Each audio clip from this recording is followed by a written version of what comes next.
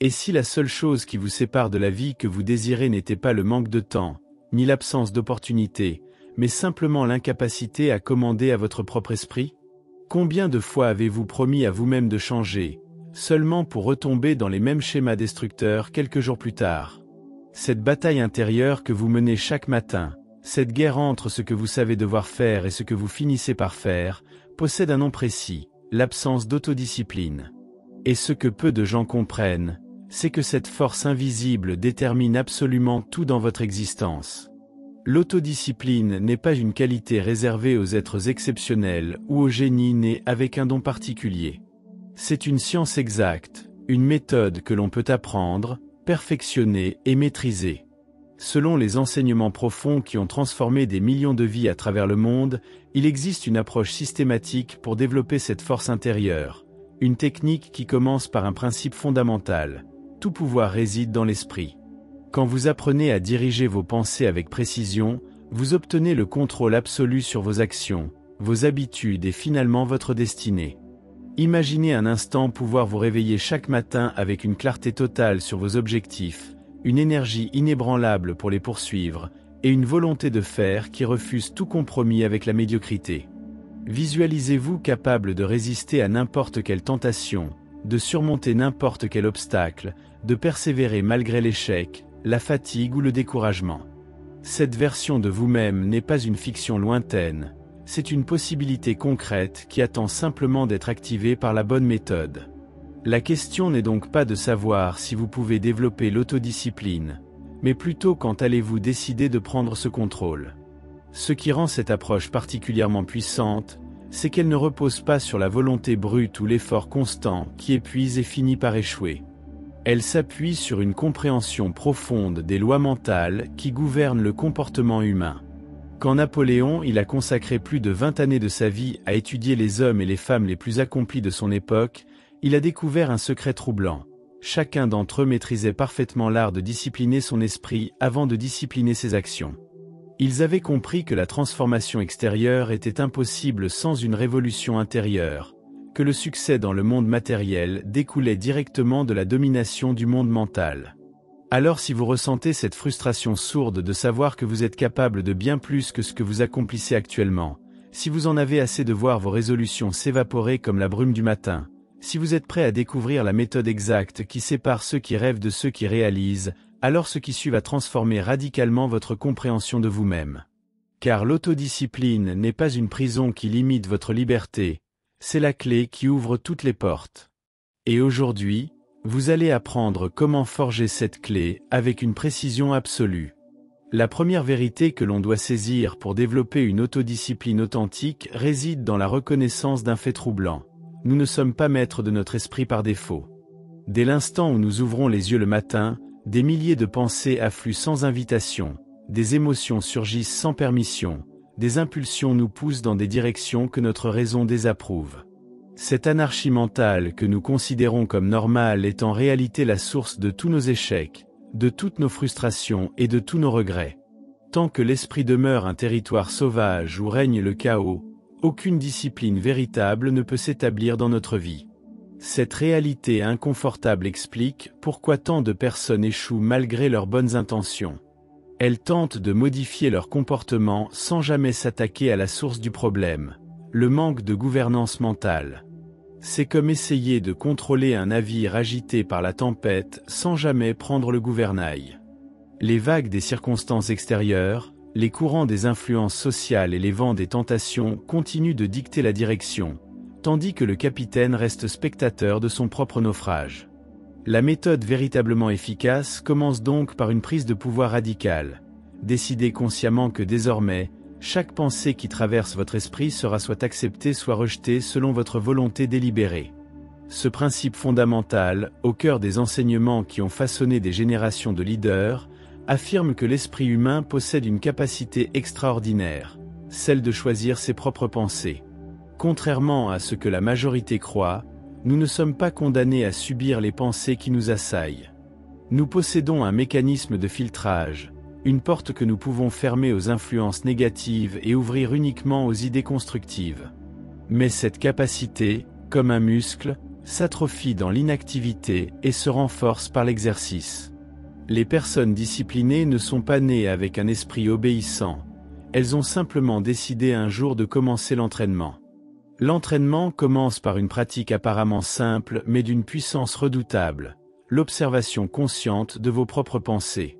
Pendant quelques minutes chaque jour, installez-vous dans un endroit calme et observez le flux mental qui vous habite. Ne jugez pas, ne combattez pas, observez simplement.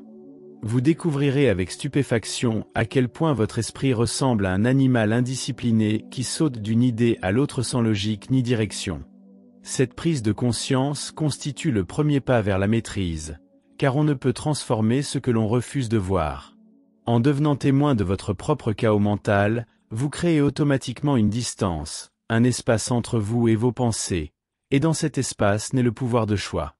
Une fois cette observation établie comme habitude quotidienne, l'étape suivante consiste à introduire intentionnellement des pensées choisies. Sélectionnez une idée précise que vous souhaitez voir dominer votre esprit, une pensée en parfaite harmonie avec vos objectifs les plus élevés. Il peut s'agir d'une affirmation sur votre capacité à réussir, d'une visualisation de votre but ultime, ou d'un principe moral que vous désirez incarner. L'important est de choisir cette pensée avec soin et de la réintroduire dans votre esprit dès que vous remarquez qu'il dérive vers des territoires improductifs. Cette pratique répétée crée progressivement de nouveaux sillons dans votre conscience, des chemins mentaux qui deviennent de plus en plus naturels à emprunter. Ce processus de substitution pensée par pensée transforme graduellement l'ensemble de votre paysage mental. Là où régnait autrefois le doute, s'installe la confiance. Là où dominait la peur, émerge le courage. Là où s'éparpillait l'attention, se concentre la focus. Cette métamorphose intérieure ne se produit pas du jour au lendemain. Elle exige une patience et une persistance que seuls possèdent ceux qui ont véritablement décidé de changer. Mais chaque jour d'entraînement rend l'exercice plus facile. Chaque victoire sur une pensée négative renforce votre conviction que vous pouvez effectivement devenir le maître absolu de votre univers intérieur. La beauté de cette méthode réside dans sa simplicité et son accessibilité. Vous n'avez besoin d'aucun équipement, d'aucune circonstance particulière, d'aucune permission extérieure.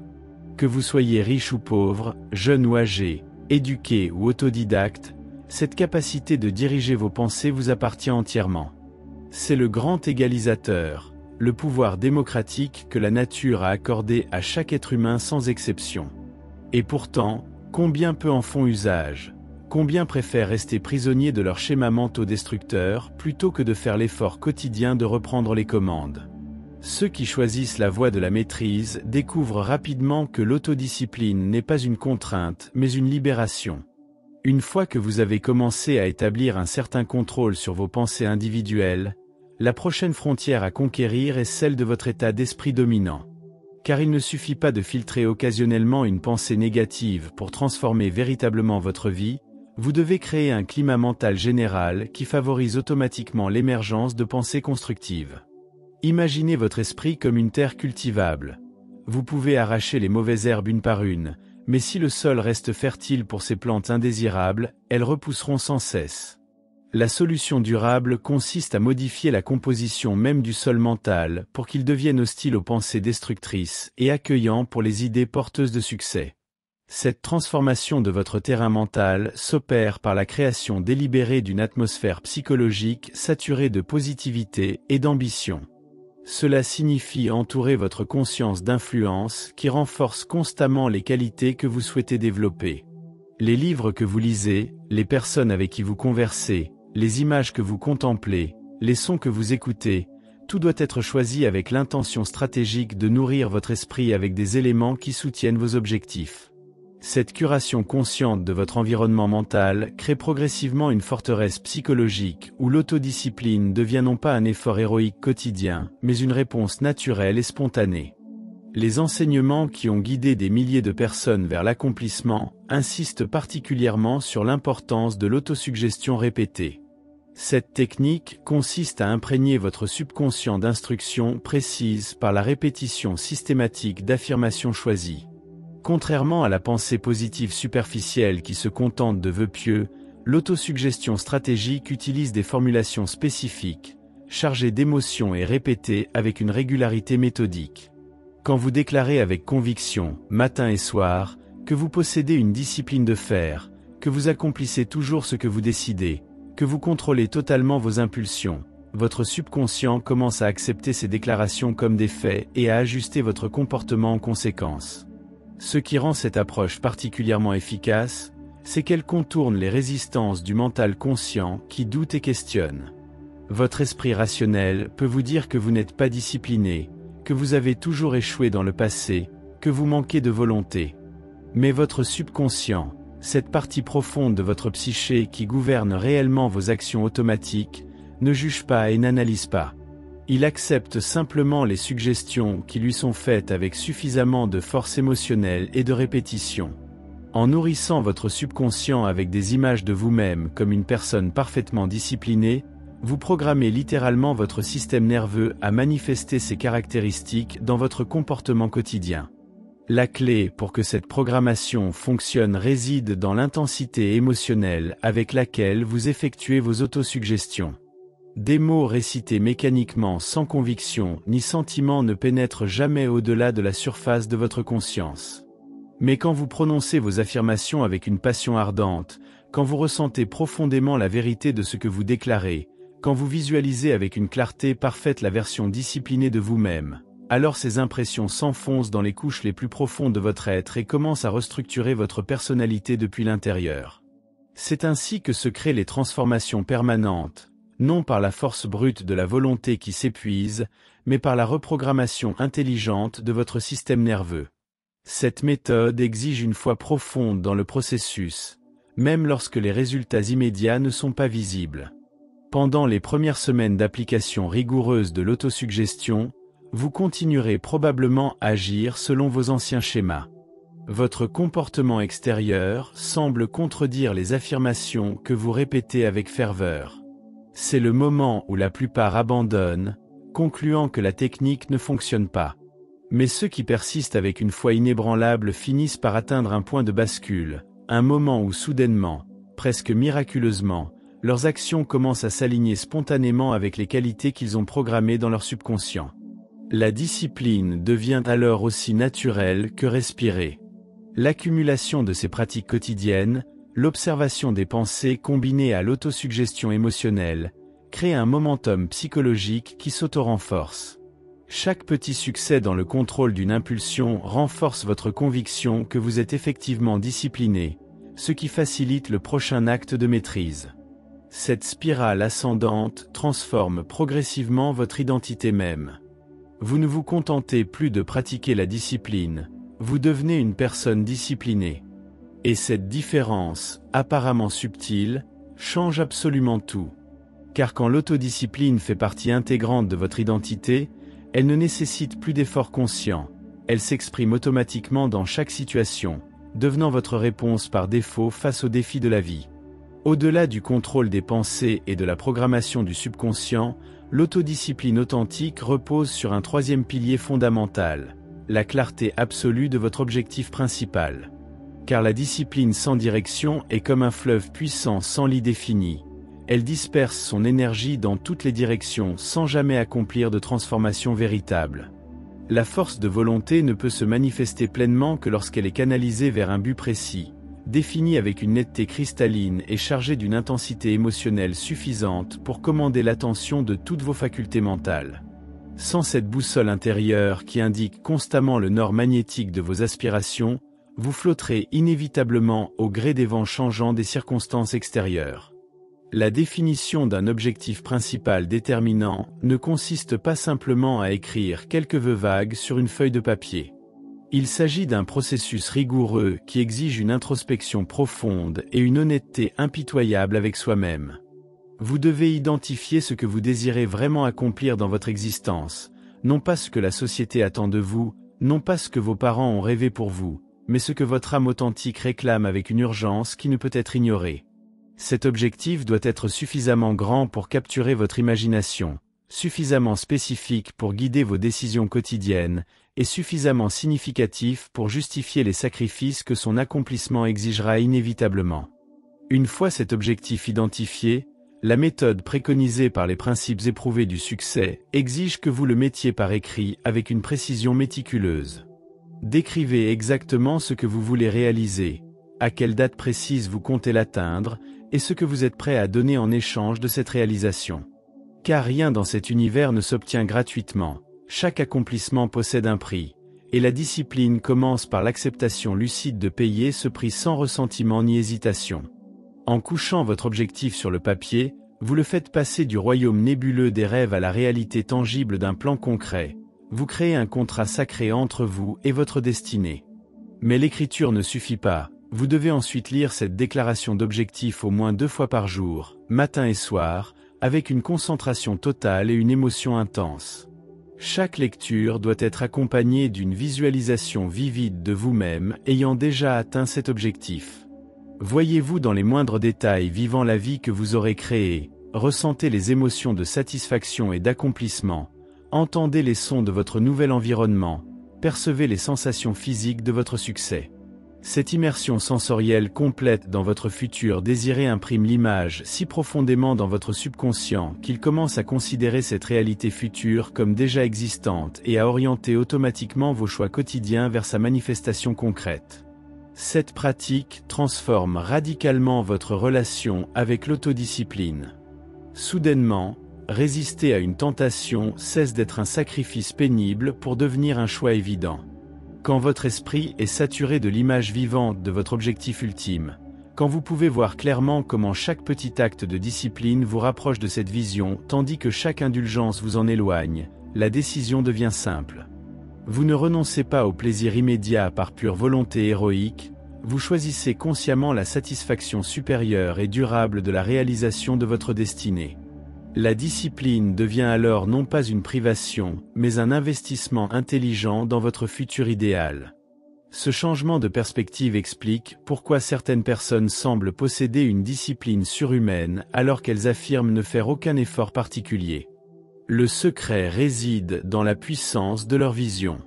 Quand un athlète olympique se lève à 5 heures du matin pour s'entraîner dans le froid et l'obscurité, il ne mobilise pas une force de volonté extraordinaire.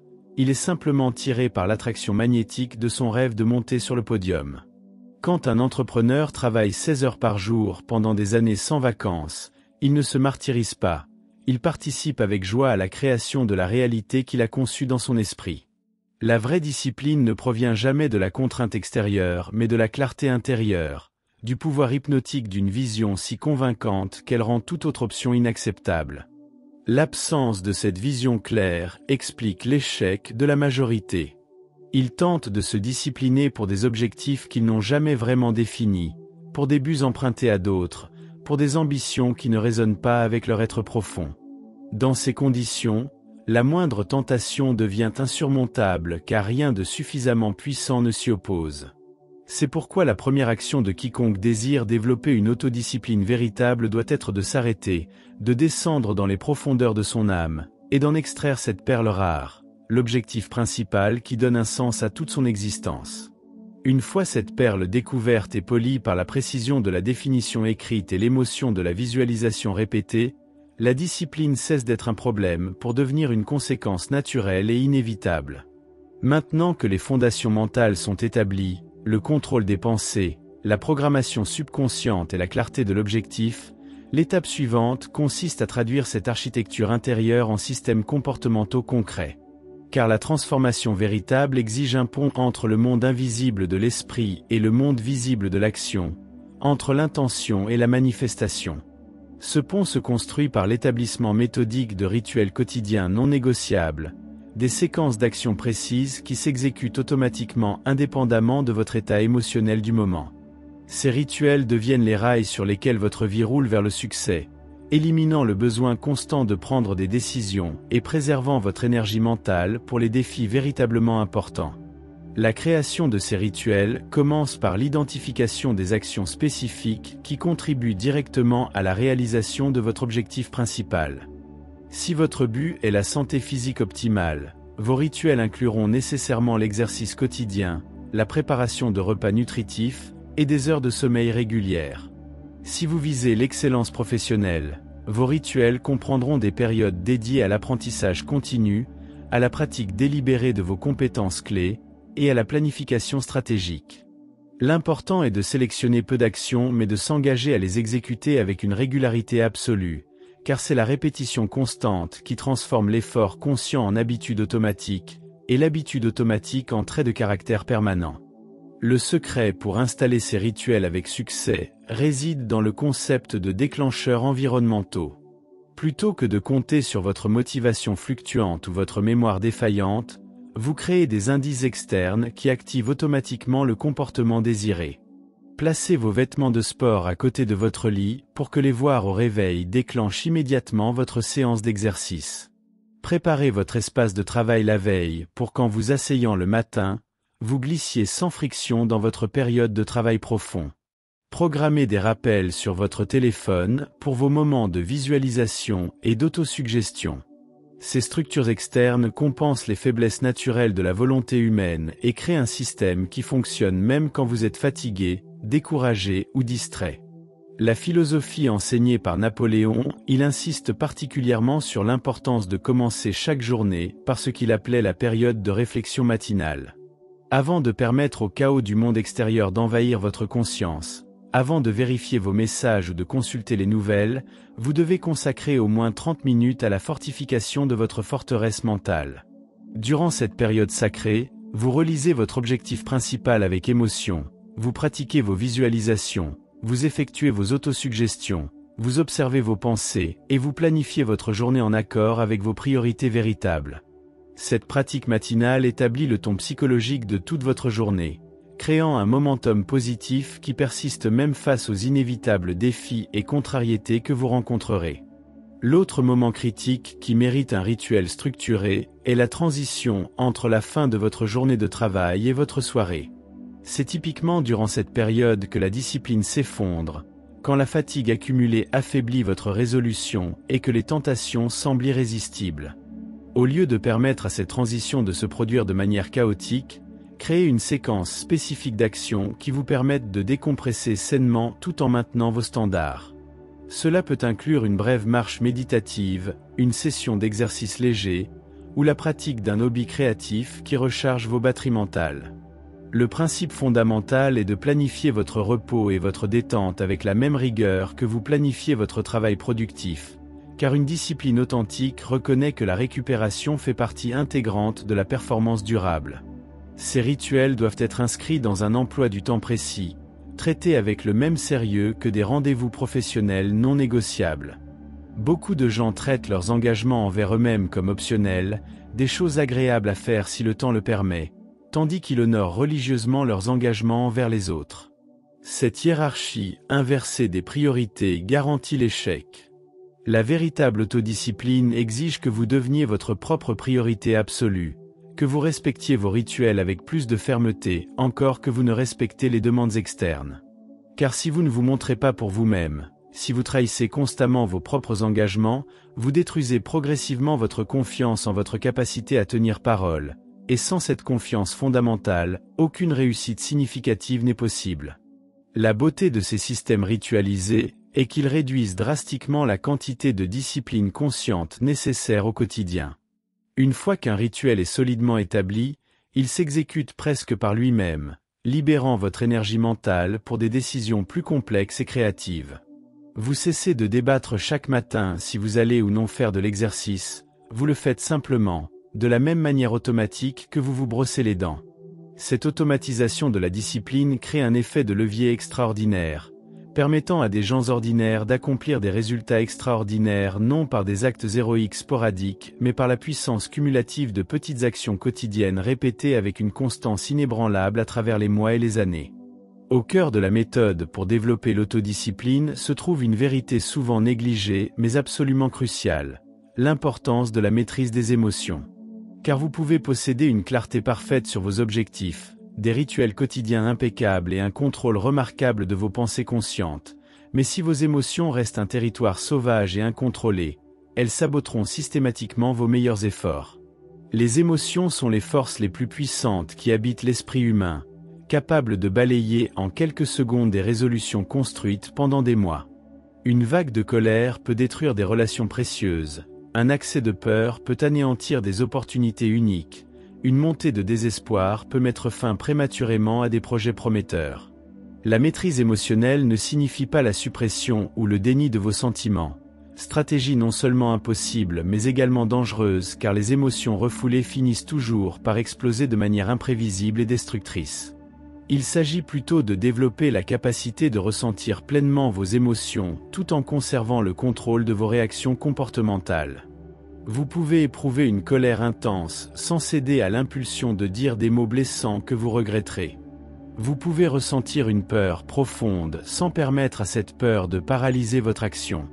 Vous pouvez traverser des périodes de découragement sans abandonner vos objectifs fondamentaux. Cette séparation entre sensations émotionnelles et réactions automatiques constitue la marque des êtres véritablement disciplinés. Le développement de cette capacité commence par la pratique de ce que l'on pourrait appeler l'observation émotionnelle neutre. Quand une émotion puissante surgit, au lieu de vous identifier immédiatement à elle et de la laisser vous emporter comme une vague, prenez un moment pour l'observer avec détachement. Remarquez où vous ressentez cette émotion dans votre corps, quelle qualité de sensation elle produit, quelle pensée l'accompagne. Cette simple pause d'observation crée un espace de liberté entre le stimulus émotionnel et votre réponse, un espace dans lequel vous pouvez choisir consciemment comment agir plutôt que de réagir mécaniquement selon vos conditionnements passés. Avec la pratique, cet espace s'élargit, vous donnant un contrôle croissant même dans les situations émotionnellement les plus chargées. Les enseignements profonds sur le succès révèlent que les émotions négatives comme la peur, la colère, la jalousie et le ressentiment doivent être transformées en leurs équivalents positifs plutôt que simplement combattus.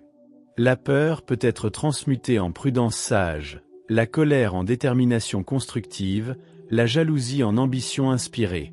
Cette alchimie émotionnelle s'opère en redirigeant l'énergie brute de l'émotion vers un canal productif aligné avec vos objectifs. Quand vous sentez la colère monter face à une injustice, au lieu de l'exprimer destructivement ou de la refouler dangereusement, canalisez cette énergie puissante dans une action déterminée pour corriger la situation. Cette transformation ne diminue pas l'intensité de votre expérience émotionnelle, elle la rend utile plutôt que destructrice. Une technique particulièrement puissante pour maintenir l'équilibre émotionnel consiste à cultiver délibérément des émotions positives dominantes qui occupent votre espace psychologique et laissent peu de place aux états négatifs.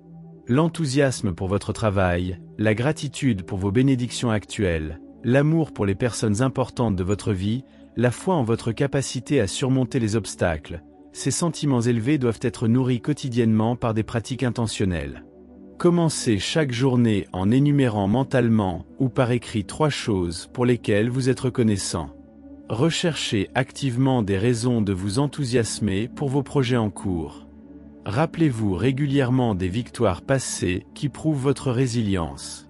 Ces exercices peuvent sembler simplistes, mais ils créent progressivement un climat émotionnel positif qui devient votre état par défaut, rendant les perturbations négatives temporaires moins dévastatrices et plus faciles à surmonter. La gestion des émotions implique également la reconnaissance lucide que certains états émotionnels rendent la discipline pratiquement impossible, et qu'il est donc sage de créer des barrières préventives. La fatigue extrême affaiblit dramatiquement votre contrôle émotionnel et décisionnel, raison pour laquelle le sommeil adéquat n'est pas un luxe mais une nécessité absolue pour quiconque aspire à la maîtrise de soi. La faim produit un effet similaire, rendant l'irritabilité et l'impulsivité beaucoup plus probables. En prenant soin de vos besoins physiologiques fondamentaux avec la rigueur qu'ils méritent, vous créez les conditions biologiques optimales pour que votre discipline puisse s'exprimer pleinement plutôt que de devoir constamment lutter contre la chimie défavorable de votre propre corps. Finalement, la maîtrise émotionnelle s'approfondit par la compréhension que vos émotions sont influencées non seulement par les événements externes, mais surtout par l'interprétation que vous donnez à ces événements. 2 personnes peuvent vivre exactement la même situation et ressentir des émotions complètement opposées selon le sens qu'elles attribuent à ce qui s'est produit. Un échec peut être interprété comme une preuve d'incompétence permanente ou comme une leçon précieuse sur le chemin du succès. Un rejet peut être vécu comme une humiliation dévastatrice ou comme une redirection providentielle vers une meilleure opportunité. En développant la discipline de choisir consciemment les interprétations les plus constructives et porteuses d'espoir, vous vous donnez le pouvoir de créer votre propre climat émotionnel indépendamment des circonstances extérieures qui restent largement hors de votre contrôle. L'un des aspects les plus négligés mais absolument essentiels de l'autodiscipline concerne la gestion stratégique de votre environnement physique et social. Beaucoup de personnes croient naïvement que la discipline est une qualité purement intérieure, une force de caractère qui devrait les rendre capables de résister à n'importe quelle tentation dans n'importe quelle circonstance. Cette croyance romantique mais dangereuse conduit invariablement à l'échec car elle ignore une réalité fondamentale de la psychologie humaine. Nous sommes des créatures profondément influencées par notre environnement immédiat, et prétendre le contraire n'est pas de la force mais de l'orgueil qui précède la chute. La véritable sagesse consiste à reconnaître cette vulnérabilité et à structurer délibérément votre environnement pour minimiser les tentations et maximiser les facilitateurs de comportements disciplinés. Considérez l'environnement physique dans lequel vous évoluez quotidiennement. Si vous tentez de développer des habitudes alimentaires saines, mais que votre cuisine est remplie de nourriture transformée et sucrée, vous vous condamnez à une bataille épuisante contre vos impulsions plusieurs fois par jour. Chaque fois que vous ouvrez le réfrigérateur ou le placard, vous devez mobiliser votre volonté pour résister à ces options tentantes. Cette résistance constante draine votre énergie mentale et finit inévitablement par craquer dans un moment de faiblesse. La solution intelligente consiste simplement à ne pas introduire ces aliments dans votre espace de vie. Quand les options malsaines ne sont pas immédiatement disponibles, le choix sain devient automatique par défaut, ne nécessitant aucun effort de volonté. Ce principe de conception environnementale s'applique à tous les domaines de votre vie. Si vous voulez travailler de manière concentrée et productive, créez un espace dédié au travail profond, dépourvu de distractions visuelles ou auditives, où votre téléphone n'a pas sa place et où chaque élément soutient votre focus. Si vous aspirez à lire davantage, placez des livres dans tous les endroits où vous pourriez être tenté de perdre du temps sur des activités moins enrichissantes. Si vous désirez méditer régulièrement, aménagez un coin spécifique de votre logement réservé à cette pratique, ou simplement vous asseoir déclenche automatiquement l'état méditatif. Ces ajustements peuvent sembler mineurs, mais leur impact cumulé transforme radicalement votre capacité à maintenir des comportements disciplinés sans épuisement mental constant. Au-delà de l'environnement physique, l'environnement social exerce une influence encore plus puissante sur votre niveau de discipline. Les êtres humains sont des créatures fondamentalement sociales, et nous tendons inconsciemment à adopter les standards, les habitudes et les croyances des personnes avec qui nous passons le plus de temps. Si vous fréquentez principalement des individus qui valorisent la facilité, qui cherchent constamment des raccourcis, qui se plaignent de leurs circonstances sans jamais agir pour les changer, ces attitudes contamineront inévitablement votre propre mentalité, peu importe la force de vos résolutions initiales. À l'inverse, en vous entourant de personnes qui incarnent la discipline que vous aspirez à développer, qui poursuivent leurs objectifs avec une détermination inébranlable, qui maintiennent des standards élevés pour elles-mêmes, vous bénéficiez d'une élévation automatique de vos propres standards par simple exposition. La sélection consciente de vos associations représente donc l'un des investissements les plus importants que vous puissiez faire dans votre développement personnel. Napoléon a consacré des chapitres entiers de son œuvre à ce concept qu'il nommait le mastermind, l'alliance stratégique avec des personnes partageant des objectifs similaires et possédant des qualités complémentaires. Quand vous vous réunissez régulièrement avec des individus engagés dans leur propre excellence, quand vous partagez vos défis et vos victoires avec des personnes qui vous tiennent responsables de vos engagements, quand vous observez directement comment d'autres surmontent les obstacles similaires aux vôtres, vous créez un écosystème social qui rend la discipline non seulement plus facile mais pratiquement inévitable. L'effet d'entraînement du groupe surpasse de loin ce que n'importe quel individu peut accomplir en isolation. Cette restructuration de votre environnement social implique parfois des décisions difficiles et émotionnellement douloureuses. Il peut être nécessaire de réduire le temps passé avec certaines personnes, même si vous les appréciez personnellement, si leur influence sur votre psychologie et vos comportements s'avère négative. Cette décision n'est pas cruelle ni égoïste, c'est un acte de préservation de soi absolument justifié. Vous ne pouvez servir personne, vous ne pouvez contribuer au monde, vous ne pouvez réaliser votre potentiel si vous permettez à votre environnement de vous tirer constamment vers le bas. Parfois, l'acte de discipline le plus important consiste à protéger férocement l'espace mental et émotionnel dans lequel votre meilleur soi peut émerger et prospérer. Finalement, la gestion environnementale inclut également votre consommation médiatique et informationnelle. Dans notre ère d'hyperconnexion, nous sommes bombardés constamment par des flux d'informations conçus spécifiquement pour capturer notre attention et déclencher des réactions émotionnelles intenses. Les réseaux sociaux, les sites d'actualité, les plateformes de divertissement en continu, tous exploitent les faiblesses de notre psychologie pour maintenir notre engagement au détriment de nos objectifs réels. Une discipline véritable exige une curation impitoyable de ce que vous permettez d'entrer dans votre conscience. Limitez drastiquement votre exposition aux nouvelles négatives qui vous laissent anxieux et impuissants. Supprimez les applications qui vous aspirent dans des spirales de consommation passive. Remplacez le temps de défilement sans fin par la lecture de livres qui élèvent votre pensée. Chaque minute de votre attention est une ressource précieuse et non renouvelable, et la protéger avec vigilance est l'expression ultime de l'autodiscipline dans le monde moderne. À mesure que vous progressez dans le développement de votre autodiscipline, vous découvrirez inévitablement une réalité inconfortable mais libératrice. L'échec et le recul ne sont pas des anomalies occasionnelles, mais des composantes inévitables et même nécessaires du processus de transformation. Cette prise de conscience est cruciale car l'une des raisons principales pour lesquelles tant de personnes abandonnent leurs efforts de discipline est qu'elles interprètent leur premier échec comme une preuve qu'elles sont fondamentalement incapables de changer.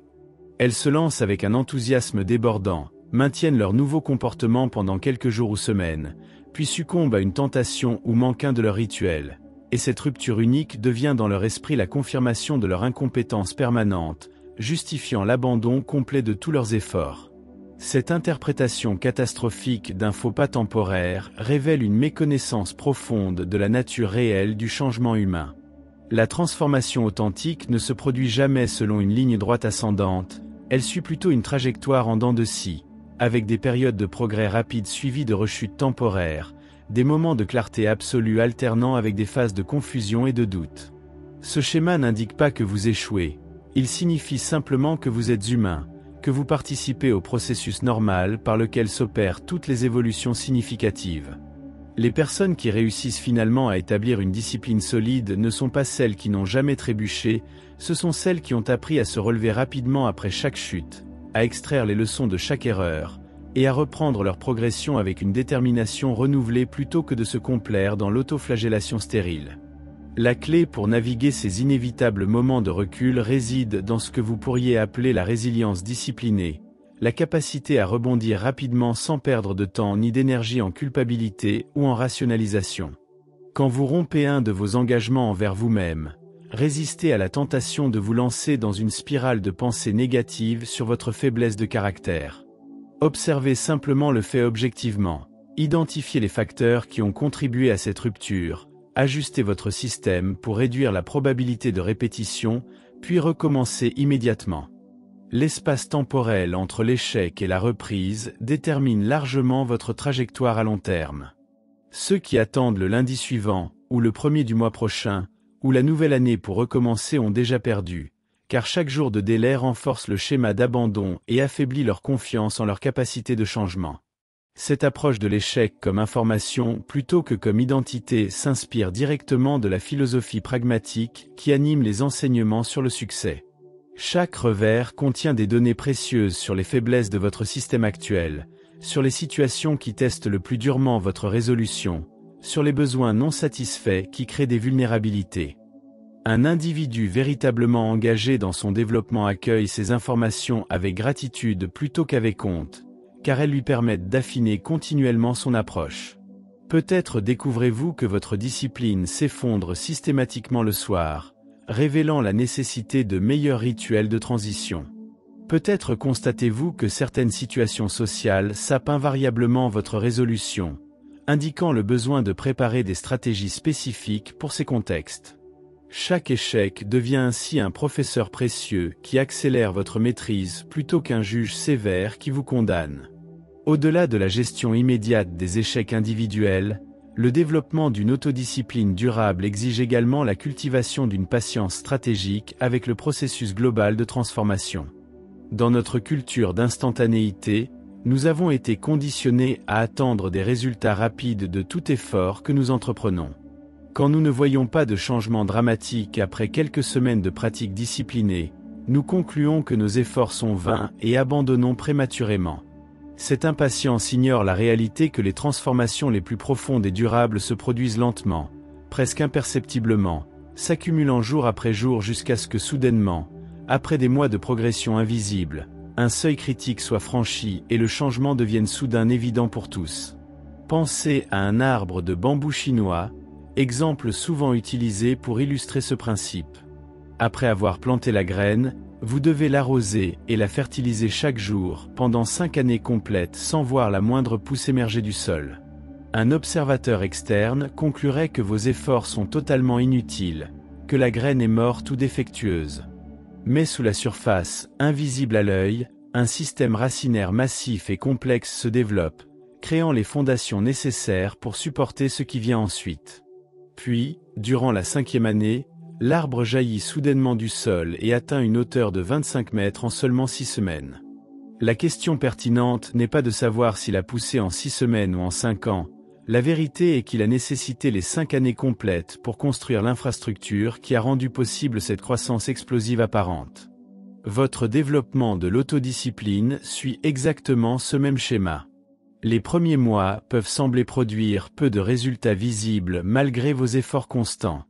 Votre comportement externe change lentement, vos tentations restent puissantes, vos rechutes sont fréquentes. Mais invisiblement, dans les profondeurs de votre subconscient, dans la structure même de vos circuits neuronaux, dans l'architecture de votre système nerveux, une transformation monumentale s'opère. Chaque jour de pratique renforce les connexions qui soutiennent les comportements disciplinés, affaiblit les schémas anciens, reprogramme vos réponses automatiques. Et puis, un jour qui ne semble pas différent des autres, vous réalisez soudainement que la discipline n'est plus un combat mais votre état naturel, que les comportements qui exigeaient autrefois un effort héroïque s'exécutent maintenant spontanément, que vous êtes devenu la personne que vous vous efforciez de devenir. La patience pour permettre à ce processus de se dérouler complètement est elle-même une forme suprême de discipline, peut-être la plus difficile de toutes. Alors que nous approchons de la compréhension complète de cette méthode pour développer l'autodiscipline, il reste un principe final mais absolument fondamental à saisir: la nécessité d'aligner votre discipline avec un objectif qui transcende votre intérêt personnel immédiat. Car aussi puissantes que soient toutes les techniques précédemment évoquées, le contrôle des pensées, la programmation subconsciente, les rituels quotidiens, la maîtrise émotionnelle, elles atteindront toutes rapidement leurs limites si votre discipline sert uniquement des buts égocentriques et matérialistes. L'expérience démontre sans ambiguïté que les niveaux les plus élevés de discipline, ceux qui permettent des accomplissements véritablement extraordinaires, émergent toujours d'une connexion avec quelque chose de plus grand que soi, une mission qui donne un sens profond au sacrifice quotidien. Cette dimension transcendante de la motivation explique pourquoi les parents trouvent soudainement des réserves de discipline qu'ils ne possédaient pas avant la naissance de leurs enfants. La responsabilité envers ces petits êtres vulnérables active un niveau d'engagement et de sacrifice que leur propre bien-être n'avait jamais pu mobiliser. De même, les personnes qui consacrent leur vie à une cause qu'elles jugent essentielle, qu'il s'agisse de justice sociale, d'innovation scientifique, de création artistique ou de service spirituel, manifestent généralement une discipline qui semble surhumaine aux observateurs externes. Le secret n'est pas qu'ils possèdent une volonté plus forte que les autres, c'est que leur discipline est alimentée par un carburant infiniment plus puissant que la simple ambition personnelle. Elle est nourrie par un sens du devoir envers quelque chose qu'ils considèrent comme sacré. Napoléon Hill, après avoir étudié des centaines d'individus exceptionnels, est arrivé à la conclusion que ce qu'il appelait le motif dominant derrière toute grande réalisation était toujours enraciné dans le désir de servir, de contribuer, de laisser le monde meilleur qu'on ne l'a trouvé. Les personnes qui recherchent le succès uniquement pour l'accumulation de richesses personnelles ou la reconnaissance sociale peuvent atteindre un certain niveau d'accomplissement, mais elles manquent invariablement de la persistance nécessaire pour surmonter les obstacles monumentaux qui se dressent sur le chemin de la véritable grandeur. Quand les difficultés deviennent écrasantes, quand les sacrifices semblent dépasser les récompenses potentielles, seuls ceux qui sont portés par une mission plus vaste trouvent les ressources intérieures pour continuer. Cette compréhension transforme radicalement votre approche de l'autodiscipline. Au lieu de la concevoir comme un outil pour maximiser votre confort personnel ou votre statut social, vous commencez à la voir comme le moyen par lequel vous développez la capacité de servir efficacement votre mission. Chaque acte de discipline devient alors un acte de dévouement à votre cause. Chaque moment où vous résistez à une tentation est un moment où vous choisissez votre engagement supérieur plutôt que votre gratification immédiate. Cette reconfiguration mentale élimine le sentiment de privation qui accompagne souvent la discipline et le remplace par un sentiment de noblesse et de but. Vous ne vous privez pas de plaisir, vous investissez votre énergie dans quelque chose d'infiniment plus satisfaisant qu'aucun plaisir éphémère ne pourrait jamais offrir. Pour activer cette dimension transcendante dans votre propre pratique de l'autodiscipline, vous devez consacrer du temps à une réflexion profonde sur la manière dont votre objectif principal s'inscrit dans un contexte plus large. Comment votre succès bénéficiera-t-il aux autres ? Quelle contribution unique pouvez-vous apporter au monde grâce aux capacités que vous développez ? Quel héritage souhaitez-vous laisser qui survivra à votre existence physique ? Ces questions peuvent sembler grandioses ou prétentieuses, mais elles touchent à quelque chose d'essentiel dans la psychologie humaine, notre besoin profond de signification et de contribution. Quand vous pouvez articuler clairement comment votre discipline personnelle sert un bien collectif, quand vous pouvez voir le lien direct entre vos efforts quotidiens et l'amélioration de la vie d'autres personnes, vous accédez à une source de motivation pratiquement inépuisable.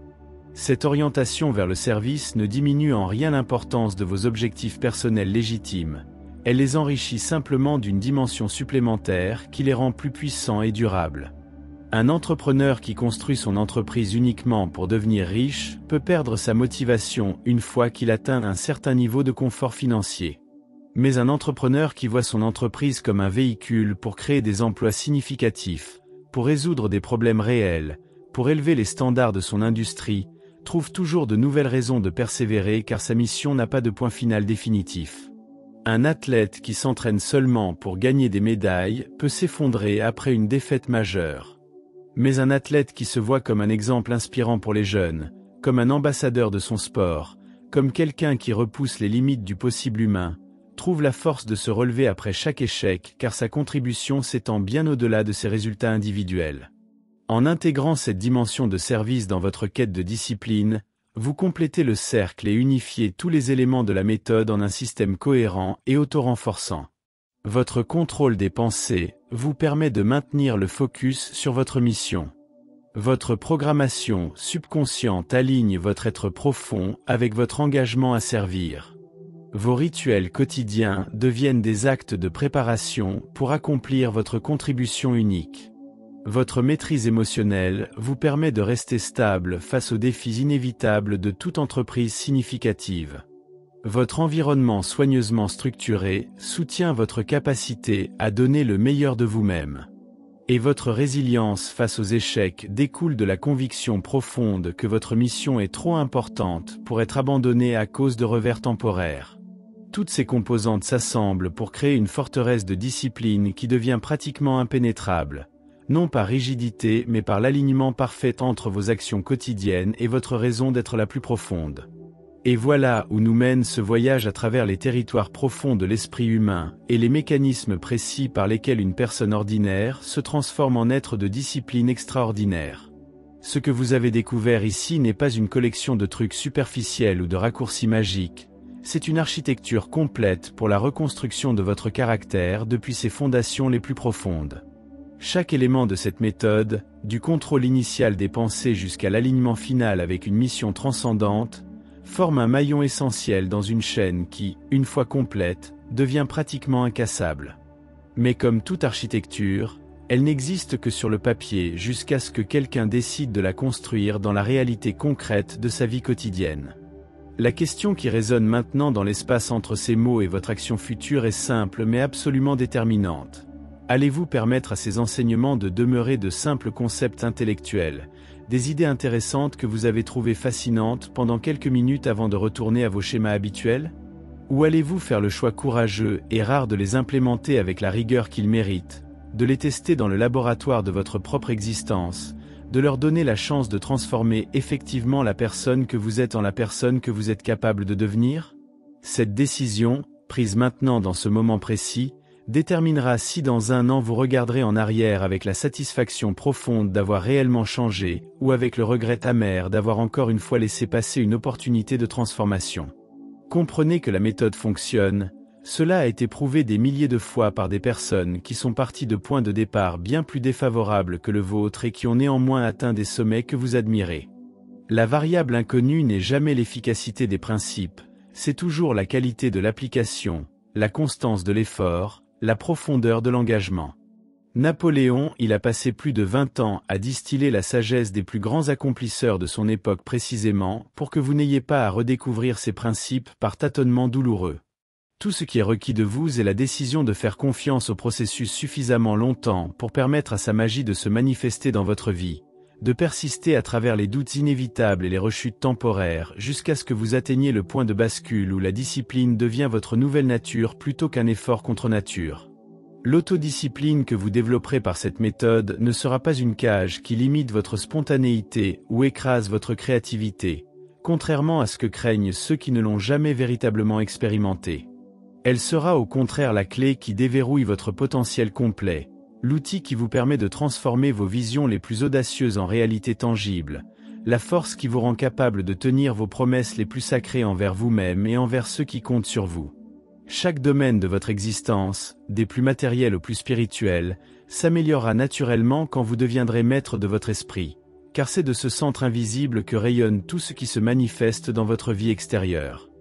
Alors si ces paroles ont touché quelque chose en vous, si elles ont réveillé cette voix intérieure qui sait que vous êtes destiné à plus que ce que vous accomplissez actuellement, si elles ont allumé même une petite flamme d'espoir que le changement véritable est possible, alors honorez cette inspiration en agissant immédiatement. Ne laissez pas ce moment de clarté s'évaporer dans le brouillard de la procrastination. Prenez maintenant, avant même de terminer cette écoute, une décision concrète sur la première action que vous allez implémenter dès aujourd'hui. Écrivez votre objectif principal avec la précision que nous avons décrite. Créez votre premier rituel matinal. Observez vos pensées pendant 10 minutes. Peu importe quelle action vous choisissez, l'important est de franchir immédiatement le pont entre la connaissance et l'application, car c'est dans cet espace que se produit toute transformation authentique. Et si ce contenu a éveillé en vous cette étincelle de possibilités, partagez-le avec quelqu'un d'autre qui pourrait en bénéficier, car en éclairant le chemin pour autrui, vous illuminez davantage votre propre voie. Laissez un commentaire sur ce qui a résonné le plus profondément en vous, abonnez-vous pour continuer ce voyage de transformation ensemble, car l'excellence n'est jamais un accident mais toujours le résultat d'intentions élevées, d'efforts sincères et de discipline intelligente.